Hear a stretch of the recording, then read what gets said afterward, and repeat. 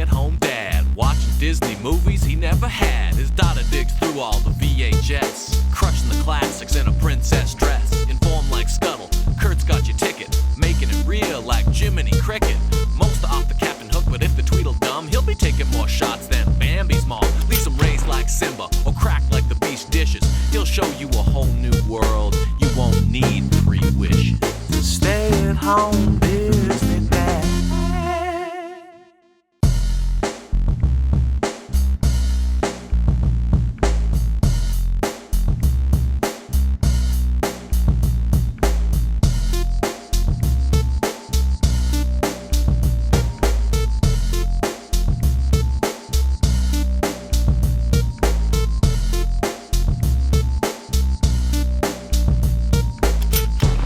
Disney Plus just dropped and I have it and I'm as excited as everyone else. However, we're gonna stay the course and keep powering through the massive stack of VHS tapes, as that was the journey my daughter and I began, and we are gonna see it through. And that, my friends, is what us 90s kids call not selling out. Speaking of VHS tapes, the VHS tape for Monsters Inc. is blue, so that's plus 5 points right there. There's a robot Mario that makes cows moo, the THX noise, that's bizarre. Speaking of bizarre, there's a like 1960s Mr. Magoo opening sequence with closets and monsters set to jazz music, minus 5 points for jazz music. We're back to 0.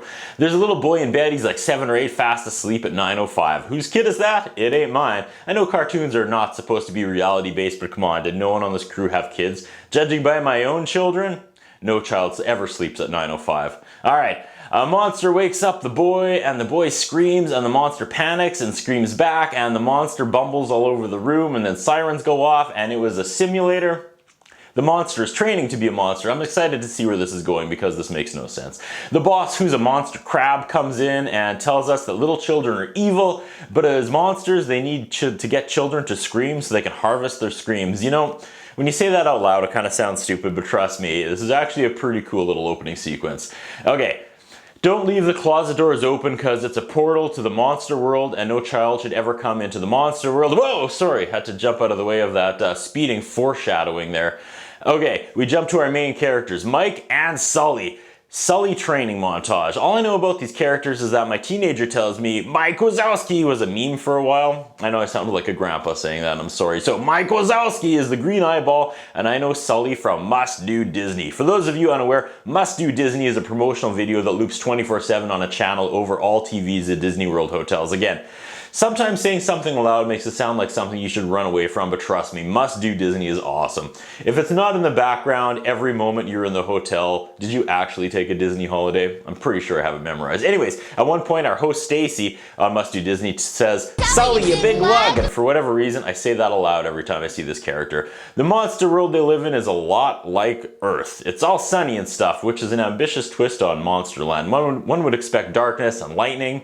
One monster sweeps the streets and eats it, that's pretty funny. The traffic lights say stop and don't stop, nod to that. They get to work, no one likes Mike. Sully, you big lug! However, as multiple-time winner of the Scare of the Month award, Mike flirts with the receptionist. Mike puts a single contact lens in his giant eye. It's also kind of funny. A purple monster coworker scares Mike. Randall is his name and he's a jerk. Randall says, "Shh, hear that? That's the winds of change." And oh my god, I stole that line from someone years ago and I've been using it regularly ever since. I had no idea it was from Monsters Inc. That's hilarious. They report to their scare stations and it's a complex series of doors and doohickeys. And hey, remember the old Ghostbusters cartoon? One of them sounded like Garfield. There was that one villain called Nightmare.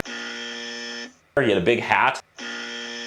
I'm pretty sure he also used the closet to teleport from world to world. Maybe he didn't have a hat. As a child, that was kind of frightening. I don't know why I remember that. Okay, they do the Armageddon walk. That's always fun to parody. They get ready to go, and one monster counts them down from 7, and he has 7 fingers on one hand. That's also pretty funny. Sully, you big lug, and Randall are competing to break a Scream Gathering record. Bizarre swing music soundtrack. It just really doesn't fit. Remember that South Park episode where they made fun of Family Guy saying that manatees randomly collect underwater balls with names and places on and bump them together, and that's how the writers put together their random flashbacks? That's how I feel about how Disney chooses their music. Why is Monsters Inc. having swing music? Okay, one monster returns with a sock on his back, and there's this great chaotic animation sequence of someone running and hitting an alarm button, and the sock guy gets contaminated. I probably meant to write decontaminated. Just suddenly, Sully, you big lug! I realize is voiced by Roseanne's husband. Yeah.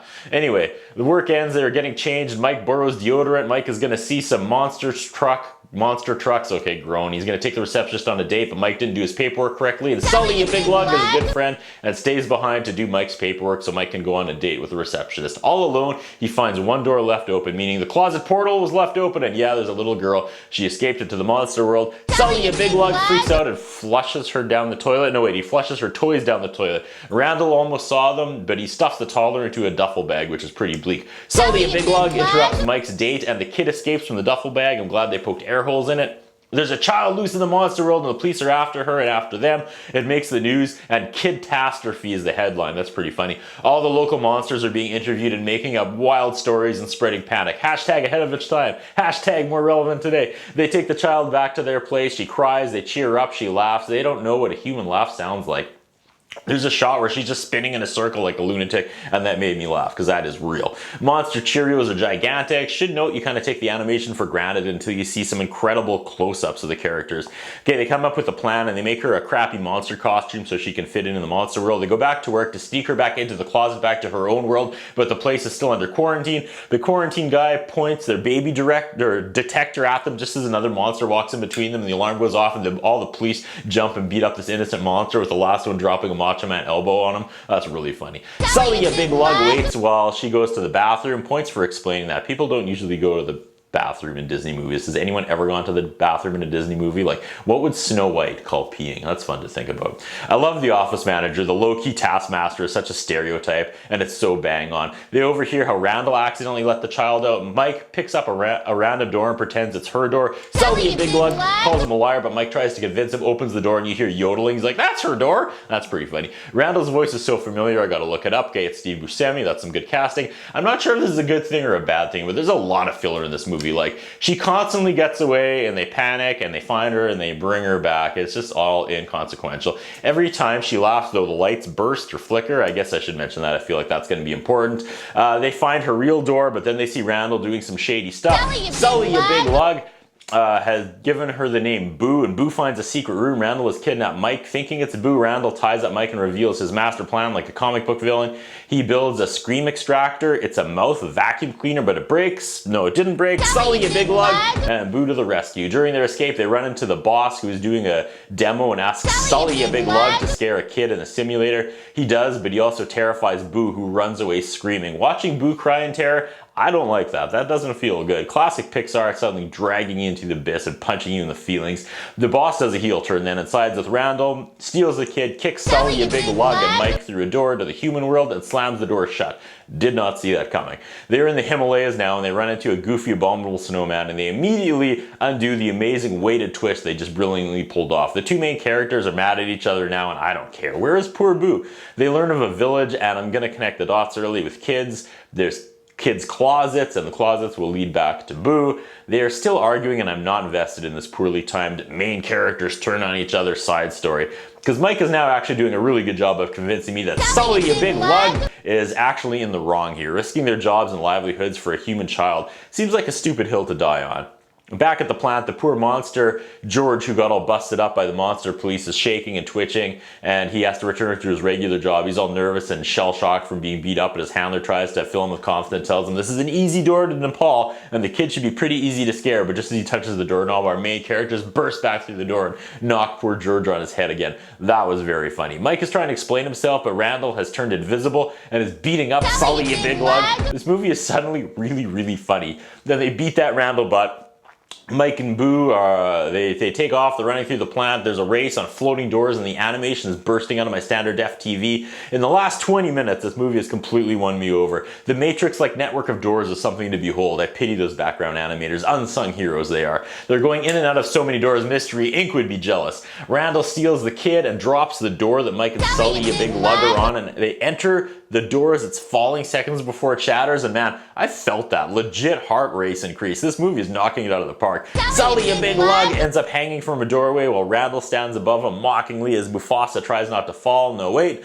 Just when we were about to have a long live the king moment, Boo smacks Randall, and they all whip that round ass again. They chuck Randall through a door. They find the boss, They find Boo's door, they send her home, and I legit don't think I'm ready for this goodbye. They figure out that the children's laughter is even more powerful than their screams, and she laughs the power back on. Okay, their boss and his minions, who actually look like minions, are waiting for them. They trick Boss Crabslegs into revealing his evil plan in front of everyone in classic Adam West Batman fashion. The boss is arrested, and then another twist, the stereotype office manager was actually an undercover cop this whole time. She's gonna send Boo back, but then have the door shredded so no one can ever see Boo again. And here we go! Don't do this to me, Pixar. Don't you dare do this to me. Boo is in her bedroom showing Sully a big lug, all her toys, which are like a Toy Story ball, a Nemo fish, and this is so sad because she has no idea this is it. And why are you doing this to us, Pixar? You don't have to do this every single movie. Sully leaves in the closet. Boo hops off the bed and throws open the closet, expecting to see Sully a big lug, but it's just an empty closet. And why do you feel the need to do this, Pixar? Okay,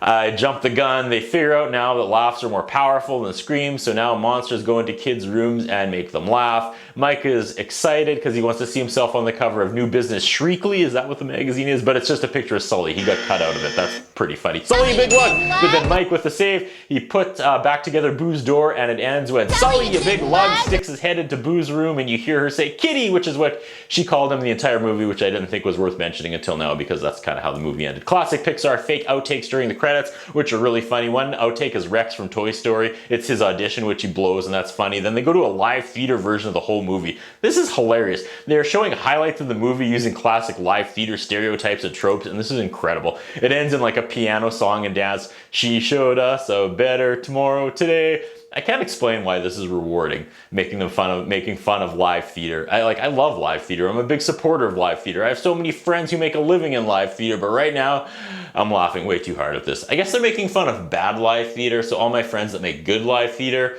I'm okay to laugh at bad live theater, right? Did I save that? Hello, theater friends. Don't unsubscribe. That's what I think about. What do you think? What we have is a concern about Curtis Anderson. His interviewing style is not the best. His personal appearance is not the best. I was wondering if the man has some kind of a hold over the channel that he's allowed to be employed for so long.